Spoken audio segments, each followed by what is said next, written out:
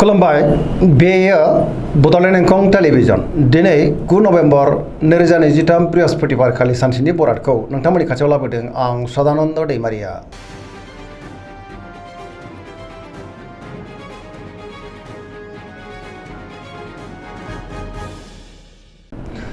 सिगां फरायनो लादों मेष राशि गिबि हांखो अ ल दिनैनि साना मोजां आरो गाज्रिनि गेजेरजों बाबेनलांनो हागौ।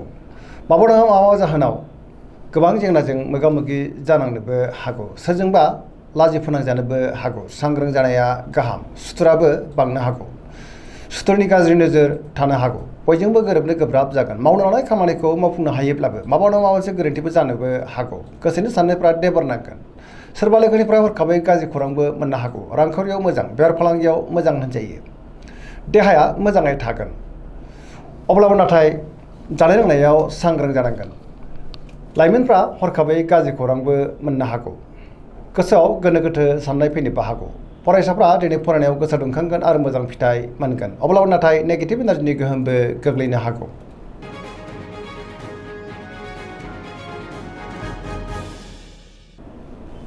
वृष राशि गिबि हांखो इ उ ब दिनैनि साना जोबोर मोजां। गोसोखौ दिनै जोबोर गोजोननाय मोनगोन।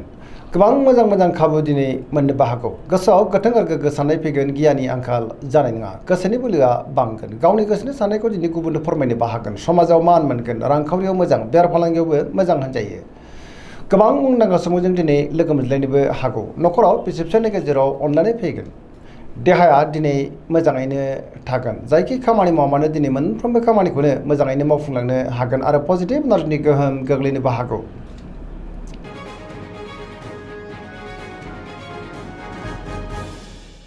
मिथुन राशि गिबि हांखो क स दिनैनि साना जोबोर मोजां। पजिटिभ एनार्जिनि गोहोम गोग्लैगोन। मोनफ्रोमबो बिथिङावनो जाफुंसारगोन। गियाननि आंखाल जानाय नङा।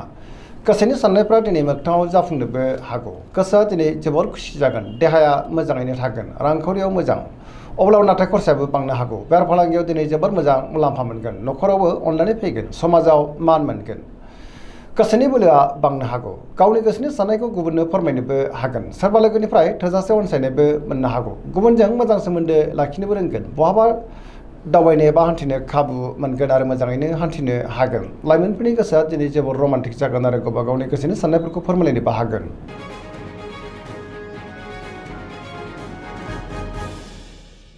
कर्कट राशि गिबि हांखो ड ह दिनैनि साना मोजां आरो गाज्रिनि गेजेरजों बाबेनलांनो हागौ। गोसोआव गोनो गोथो साननाय फैनोबो हागौ। गुबुननि थाखाय नाङा फाङा जेंनायाव गोग्लैनांनोबो हागौ। माबा नङा माबा मोनसे गोरोन्थि मावफ्लांनोबो हागौ। सोरबा लोगोजों रायखोमा जानोबो हागौ। गोसोआव नेगेटिभ साननाय फैनो हागौ। मावनो लानाय खामानिखौ मावफुंनो हायोब्लाबो माबा नङा माबा मोनसे गोरोन्थि जालांनोबो हागौ। रांखावरियाव मोजां, बेफार फालांगियाव मोजां होनजायो। देहाया बारा मोजां थानाय नङा। गोबां रोखोमनि देहायारि जेंनाजों दिनै मोगा मोगि जानांनोबो हागौ। जानाय लोंनायाव सांग्रां जानांगोन। समाजाव लोगो लेवानि आंखाल जानोबो हागौ। गुबुनजों दिनै मोजां सोमोन्दो लाखिनो गोब्राब जागोन आरो नेगेटिभ एनार्जिनि गोहोम गोग्लैगोन।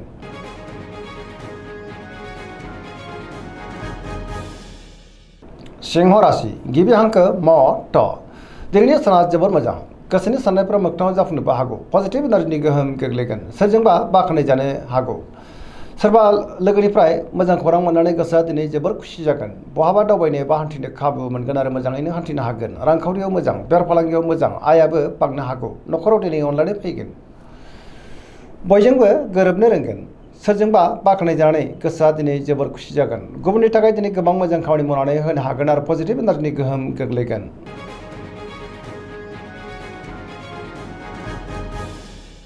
कन्या राशि गिबि हांखो प ट दिनैनि साना जोबोर मोजां। गोसोखौ दिनै जोबोर गोजोननाय मोनगोन। बहाबा दावबायनो एबा हान्थिनो खाबु मोननो हागौ आरो मोजाङैनो हान्थिनोबो हागोन। गोसोआव पजिटिभ साननाय फैगोन। गोथों आरो गोग्गो साननो रोंगोन। गियाननि आंखाल जानाय नङा। मोनफ्रोमबो बिथिङावनो जाफुंसारगोन। सिगांनि बबेबा आद्रा खामानियाबो दिनै मावफुंजानो हागौ। रांखावरियाव मोजां, बेफार फालांगियावबो मोजां होनजायो। देहाया मोजाङैनो थागोन। न'खरावबो अनलायनाय फैगोन। गोबां खामानियाव दिनै मुखुबबो थागोन। सोरजोंबा बाख्नाय जानानै गोसोआ दिनै जोबोर खुसि जागोन। पजिटिभ एनार्जिनि गोहोम गोग्लैगोन। लाइमोनफ्रा दिनै जोबोर रमान्टिक जागोन आरो गावबा गावनि गोसोनि साननायफोरखौ फोरमायलायनोबो हागोन।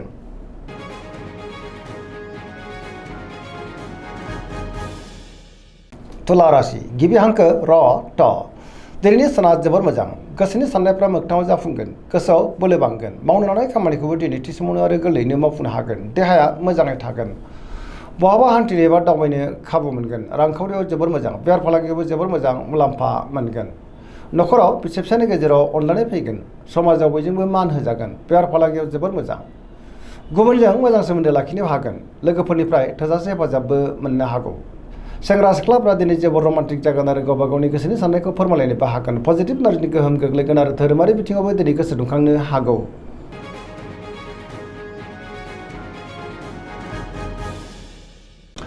वृश्चिक राशि गिबि हांखो न स दिनैनि साना जोबोर मोजां, समाजाव लोगो लेवा बांनोबो हागौ, गोबां मुंदांखा सुबुंजों दिनै लोगो मोनज्लायगोन, पजिटिभ साननो रोंगोन आरो गियाननि आंखाल जानाय नङा, बहाबा हान्थिनो एबा दावबायनो खाबु मोननोबो हागौ, समाजाव बयजोंबो मान होजागोन, सोरबा गोजाम लोगोजों बहाबा लोगो मोनज्लायनानै गोसोआ दिनै जोबोर खुसि जागोन, गोसोआव गोथों आरो गोग्गो साननाय फैगोन, मावनो लानाय खामानिखौ दिनै थि समावनो आरो गोरलैयैनो मावफुंनोबो हागोन, गुबुननिफ्रायबो थोजासे हेफाजाबबो मोननो हागौ, गोसोनि साननायफ्रा दिनै मोगथाङाव जाफुंगोन, गोसोआव गोथों आरो गोग्गो साननाय फैगोन, रांखावरियाव मोजां, अब्लाबो नाथाय खरसाया बांनो हागौ, बेफार फालांगियाव दिनै जोबोर मोजां मुलाम्फा मोनगोन, देहाया दिनै मोजाङैनो थागोन, फरायसाफ्रा दिनै फरायनायाव गोसो दुंखांगोन आरो मोजां फिथाइ मोनगोन, लाइमोनफ्रा जोबोर रमान्टिक जागोन आरो गोसोनि साननायखौ फोरमायलायनोबो हागोन।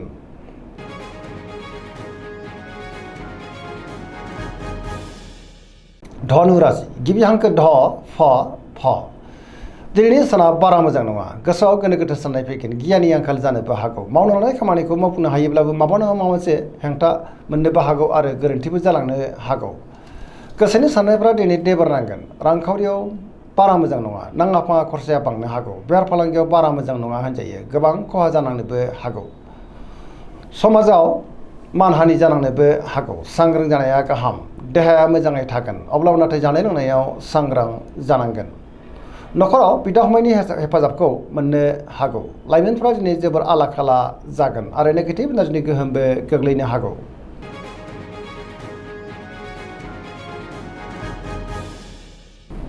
मकर राशि गिबि हांखो ख ज दिनैनि साना जोबोर मोजां, गोसोनि साननायफ्रा दिनै मोगथाङाव जाफुंनोबो हागौ, मावनो लानाय खामानिखौ थि समावनो आरो गोरलैयैनो मावफुंनो हानानै गोसोआ दिनै जोबोर खुसि जागोन, रांखावरियाव जोबोर मोजां, अब्लाबो नाथाय खरसायाबो बांनो हागौ, बेफार फालांगियाव दिनै जोबोर मोजां मुलाम्फा मोनगोन, गोबां धोन आरजिनोबो हागोन, गुबुनजों मोजां सोमोन्दो लाखिनोबो रोंगोन, मोनफ्रोमबो बिथिङावनो जाफुंसारगोन, गोदान खामानियाव आखाइ होजेननो हागोन, न'खराव अनलायनाय फैगोन, बिसि फिसायनि गेजेराव मोजां सोमोन्दो थागोन आरो बिदा फंबायनिफ्राय थोजासे हेफाजाब मोननो हागौ, सेंग्रा सिख्लाफ्रा गावबा गावनि गोसोनि साननायखौ फोरमायलायनो हागोन आरो गोसोआ दिनै जोबोर रमान्टिकबो जानो हागौ, फरायसाफ्रा दिनै फरायनायाव गोसो दुंखांगोन आरो पजिटिभ एनार्जिनि गोहोम गोग्लैगोन।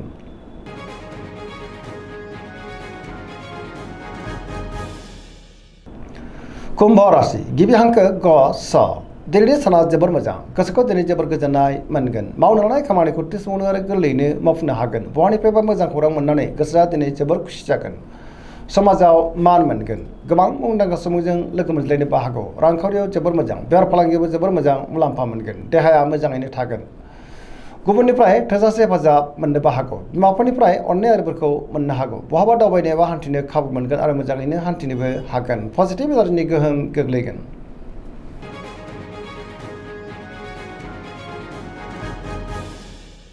मीन राशि गिबि हांखो ड स दिनैनि साना जोबोर मोजां, गोबां मोजां खाबुबो दिनै मोननो हागौ, गोबां खामानियाव दिनै मुखुबबो थानांनो हागौ, गोसोआव पजिटिभ साननाय फैगोन, गोथों आरो गोग्गो साननो रोंगोन, गियाननि आंखाल जानाय नङा, लाइमोनफ्रा गावबा गावनि गोसोनि साननायखौ फोरमायलायनो हागोन आरो गोसोआ दिनै जोबोर रमान्टिकबो जानो हागौ, रांखावरियाव मोजां, बेफार फालांगियावबो मोजां होनजायो, सोरजोंबा बाख्नाय जानानै गोसोआ दिनै जोबोर खुसि जागोन, फरायसाफ्रा दिनै फरायनायाव गोसो दुंखांगोन आरो मोजां फिथाइ मोननोबो हागोन, देहाया मोजाङै थागोन, अब्लाबो नाथाय जानाय लोंनायाव सांग्रां जानांगोन, धोरोमारि बिथिङावबो दिनै गोसो दुंखांनो हागौ, सरासनस्रायै दिनै साना जोबोर मोजां आरो मोजाङैनो बारग'लांगोन। दिनैनि राशि फरायनाया एसेनोसै, जोबनायाव बेखौनो खावलायो जाहाथे नोंथांमोना सानफ्रोमबो जोंनि बे बड'लेण्ड इंखं टेलिभिजनखौ नायबाय थायो आरो साबस्क्राइब खालामो, लोगोसे लाइक खालामो आरो शेयार खालामो, एसेनोसै, गोजोन्थों।